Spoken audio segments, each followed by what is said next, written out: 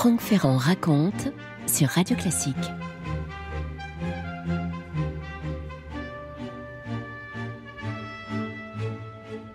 Nous qui évoquons si souvent la méritocratie républicaine, vous savez, on parle toujours de ce qui tend à disparaître, on pourrait trouver un exemple de cette méritocratie dans le parcours de Charles Péguy, né dans un milieu très modeste et qui, par l'excellence de ses résultats scolaires, va achever ses études à l'école normale supérieure. Parce qu'il sera fauché très jeune au champ d'honneur, vous le savez, à 41 ans, dans les tout premiers jours de la Grande Guerre.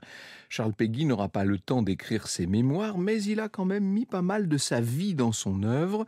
Notamment, il a relaté son enfance dans ses derniers écrits, qui sont comme des chants d'amour à ses parents et à sa ville natale d'Orléans. Ainsi, en 1910, il vante, je cite, « les tenaces aïeux paysans vignerons », les patients aïeux qui, sur les arbres et les buissons de la forêt d'Orléans et sur les sables de la Loire, conquirent tant d'arpents de bonnes vignes. Ils n'ont pas été longs, dit-il, les vieux, ils n'ont pas tardé. Ils n'en ont pas eu pour longtemps à reconquérir sur le monde bourgeois, sur la société bourgeoise, leur petit-fils indigne, buveur d'eau en bouteille. Le père de Charles, Désiré Péguy, descendait, c'est vrai, de vignerons, mais si on veut être tout à fait précis, il était né à Orléans, il était devenu menuisier, puis employé d'octroi, avant de mourir prématurément en 1873, c'est-à-dire quelques mois après la naissance de son fils. Il était mort d'un ulcère contracté lors de la guerre franco-prussienne. D'où l'absence de contact pour Charles avec sa famille paternelle. Sa grand-mère maternelle, Étiennette Quéré, était fabricante d'allumettes, ensuite elle est devenue lavandière, et elle avait quitté, elle, les terres familiales de l'Allier pour venir s'installer à Orléans avec sa fille naturelle, Cécile, qui devait exercer l'art épuisant du rempaillage des chaises. Franck Ferrand sur Radio Classique. Charles Péguy est donc né il y a un siècle et demi, le 7 janvier 1873, dans la rue du Faubourg de Bourgogne, à Orléans. Orléans qu'il ne quittera qu'à l'âge de 18 ans. C'est un enfant du Faubourg, Charles Péguy, un petit garçon très sérieux qui, plutôt que de suivre ses camarades dans des jeux qu'il doit considérer comme un peu vains, préfère rester à la maison minuscule qu'il habite avec sa mère et sa grand-mère, maison dont le toit est largement troué et qui présente pour lui, néanmoins, les charmes d'un palais. C'était une maison basse qui donnait à même le faubourg. La fenêtre était encadrée d'une rangée de briques émiettées et sur le rebord s'alignaient les pots de fleurs lourds où ma grand-mère cultivait soigneusement, fièrement, maternellement ses fuchsias et ses beaux géraniums rouges. Là, pour soulager sa mère, qui consacre quand même 17 heures par jour au rempaillage. On le voit battre la paille sur le pas de la porte ou nettoyer soigneusement chaque matin le sol et les meubles qui sont couverts de poussière. Charles Péguy fait partie de la première génération de petits Français qui auront bénéficié du grand projet scolaire de la Troisième République. En octobre 79, il effectue sa première rentrée scolaire, je le cite. « Au premier coup de 8 heures sonnant à la grande horloge du bâtiment maître, les maîtres qui se promenaient gravement dans la cour frappèrent dans leurs mains. Aussitôt les anciens, qui jouaient un peu en attendant l'heure, cessèrent brusquement de jouer et, comme une volée de moineaux, vinrent s'abattre sur 2 rangs. Ils entrèrent un par un en chantant et le chœur admirable ne cessa qu'un certain temps après qu'ils furent entrés. Aux premières notes de leur chanson, j'avais senti en dedans ce coup profond qui me donne envie de pleurer. Aussitôt, une émotion de surprise et d'admiration anxieusement indéfinissable m'avait tout entier et d'un seul coup envahi. » Ces lignes, je les emprunte à l'Argent publié par Péguy en 1913, c'est-à-dire un an avant de mourir. C'est ici qu'on trouve la fameuse page du bâton de chaise. Vous savez d'ailleurs un terme un peu impropre, comme ça arrive assez souvent chez lui. Le bâton de chaise, c'était le bras d'une chaise à porteur. Ici, il est plutôt question du barreau de chaise. Toute la nostalgie d'enfance de Péguy pour l'artisanat non vénal transparaît dans ces lignes devenues célèbres. De mon temps, tout le monde chantait. Dans tous les corps de métier, on chantait. Dans ce temps-là, on ne gagnait pour ainsi dire rien. Et pourtant, il y avait, dans les plus humbles maisons, une sorte d'aisance dont on a perdu le souvenir. Au fond, on ne comptait pas. Et on n'avait pas à compter, on ne gagnait rien, on ne dépensait rien, et tout le monde vivait, on pouvait élever des enfants, et on en élevait. Il y avait un honneur incroyable du travail. Et plus loin, il dit, le travail était une prière, et l'atelier un oratoire. Nous avons connu des ouvriers qui avaient envie de travailler. Ils se levaient le matin, et à quelle heure? Et ils chantaient à l'idée qu'ils partaient travailler. À 11 heures, ils chantaient en allant à la soupe. Travailler était leur joie même, la racine profonde de leur être. Nous avons connu ce soin poussé jusqu'à la perfection, cette piété de l'ouvrage bien faite. J'ai vu toute mon enfance rempailler des chaises exactement du même esprit et du même cœur et de la même main que ce même peuple avait taillé des cathédrales. Il fallait qu'un bâton de chaise fût bien fait. Il ne fallait pas qu'il fût bien fait pour le salaire ou moyennant le salaire. Il ne fallait pas qu'il fût bien fait pour le patron. Il fallait qu'il fût bien fait lui-même, en lui-même, pour lui-même. Une tradition venue monter du plus profond de la race, un honneur, voulait que ce bâton de chaise fût bien fait. Toute partie dans la chaise qui ne se voyait pas était exactement aussi parfaitement faite que ce qu'on voyait. C'était le principe même des cathédrales. Vous écoutez Radio Classique. 1884, Charles Péguy a son certificat d'études. Il entre à l'école primaire supérieure du Loiret. Très brillant, en un trimestre, il est en mesure de passer directement en deuxième année. Et au cours du second trimestre de cette même année scolaire, il est inscrit en sixième au lycée, où on lui a attribué une bourse municipale. Et petit à petit, il va faire preuve à l'égard de cette religion catholique qu'on lui enseigne au catéchisme d'une certaine défiance. Il a une forte personnalité. D'ailleurs, son proviseur en 88 écrit « Gardons-nous du scepticisme et de la fronde et restons simples. J'ajouterai qu'un élève comme Péguy ne doit jamais s'oublier ni donner l'exemple de l'irrévérence envers ses maîtres. » Ce qui veut dire que ça devait quand même avoir lieu assez régulièrement. Dans sa biographie de Charles Péguy, Géraldine Leroy écrit « À la fin de son adolescence orléanaise, le jeune Péguy laisse l'image d'un élève d'exception, remarquable par ses dons et son travail. Il est profondément imprégné de l'idéologie républicaine, en particulier dans sa composante patriotique. La scolarité parisienne marquera une rupture politique et culturelle profonde avec cette formation orléanaise. Et oui, il est arrivé à Paris, dans la région parisienne, puisqu'en 1891, il est cagneux au lycée La Canale de Sceaux. Le 31 juillet 1894, le voilà admis au concours d'entrée à l'école normale supérieure. Il s'inscrit en philosophie.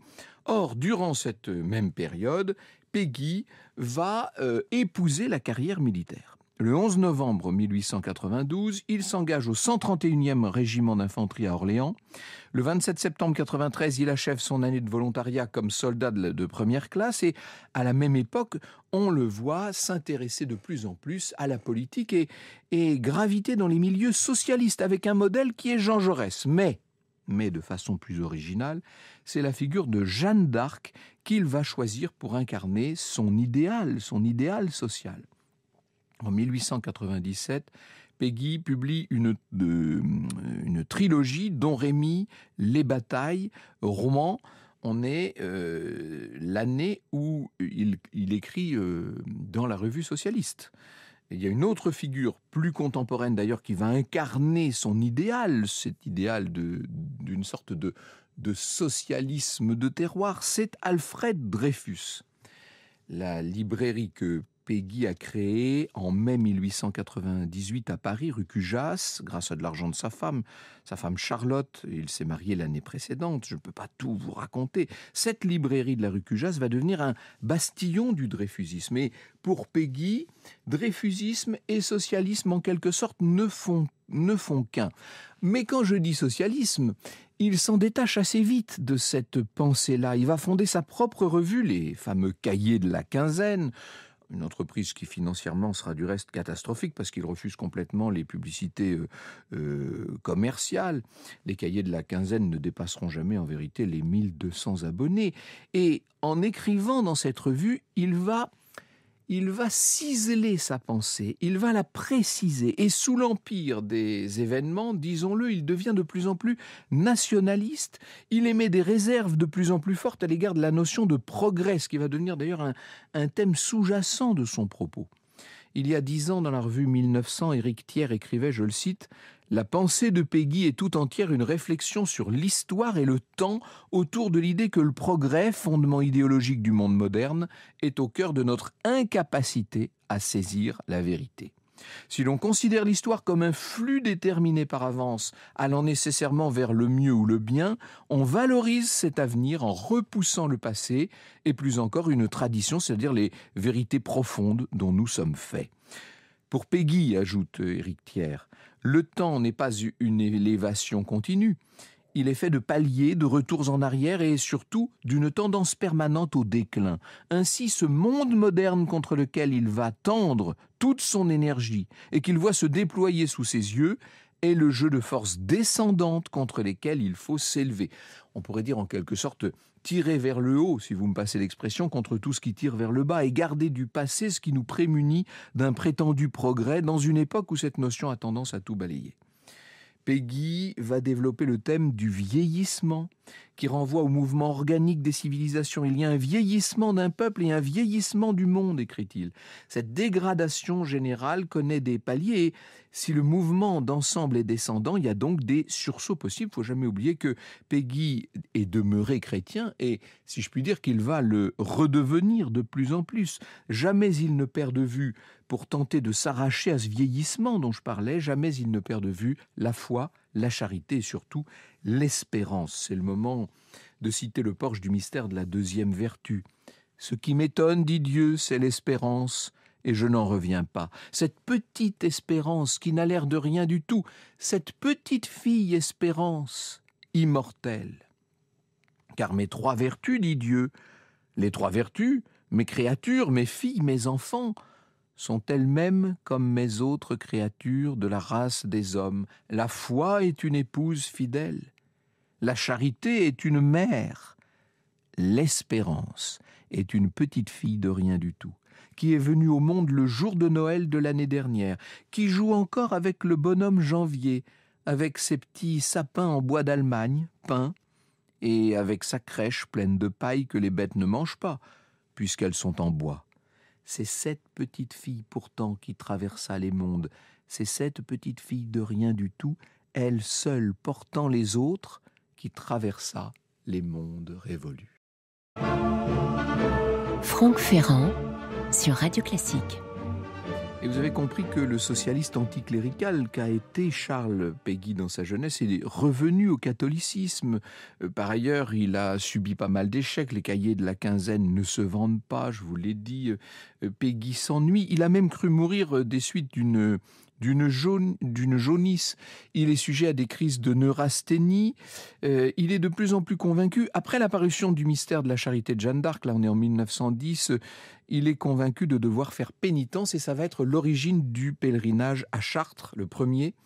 Au début de 1912, il faut vous dire que son fils Pierre a eu une paratyphoïde, qu'il a failli mourir et que, d'autre part, un de ses amis qui était en dépression lui a fait promettre de prier pour lui. Bref, Charles Péguy, avec son fils aîné et avec Alain Fournier, va se lancer dans son fameux pèlerinage à Chartres. Le samedi 13 juin, il est à Dourdan.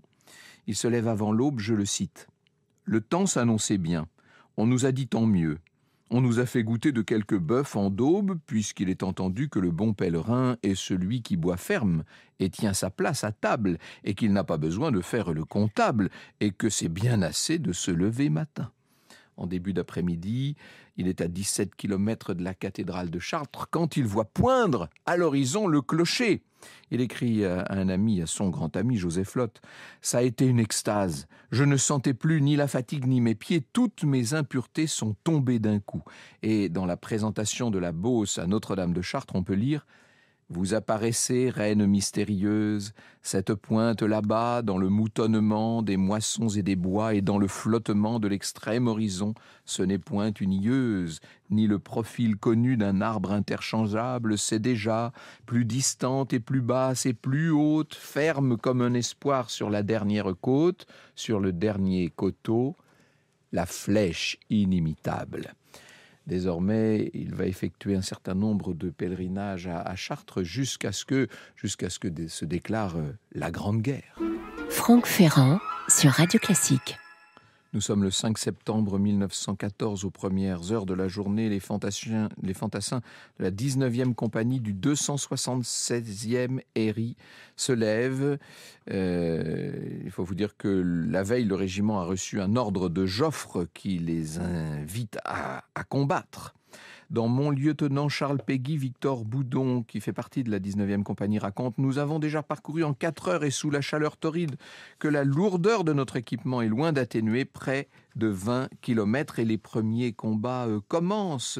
Il s'agit, c'est la mission qui a été fixée, d'enlever Monthyon à la baïonnette. » Seulement, évidemment, c'est une mission quasiment impossible. Il est 14 heures à travers les chaumes et les betteraves. La 19e continue son avancée jusqu'à la hauteur de Villeroy, où elle fait halte dans un creux de terrain. Les hommes sont là qui essaient de se désaltérer, mais c'est une trêve de courte durée. À 3h30 de l'après-midi, la 19e compagnie doit de nouveau se préparer à combattre. La voix jeune et claironnante du lieutenant commande le feu, dit Victor Boudon. Indique les hausses et les points de mire. Il est derrière nous, appuyé à une machine agricole abandonnée sur la route, debout, brave, courageux, sous la verse de mitraille qui siffle, cadencée par le tap-tap infernal des mitrailleuses prussiennes. Cette terrible course dans les avoines nous a mis à bout de souffle. La sueur nous inonde et notre brave lieutenant est logé à notre enseigne. Un court instant de répit, puis sa voix sur un signal du capitaine qui nous claironne « En avant !» Péguy avance au milieu de sa compagnie, le capitaine Guérin est tué et c'est lui qui prend maintenant le commandement, sauf que les Allemands tirent au ras du sol et que tout ce qu'on a pu constituer comme abri, comme refuge est emporté. Chacun s'efforce de creuser la terre, dit Victor Boudon, entre 2 coups de feu, afin de s'en faire, en l'amassant devant soi, un insuffisant abri dans lequel les balles s'enfoncent avec un bruit mat. Et Péguy, néanmoins, continue à avancer debout sous la mitraille, et malgré les couchez-vous lancés par les soldats. Et lui, il dit « Tirez, mais tirez, nom de Dieu !» Et ces hommes disent « Nous n'avons pas de sac, mon lieutenant. Nous allons tous y passer. » Lui, en tout cas, y est passé. Vous écoutez Radio Classique.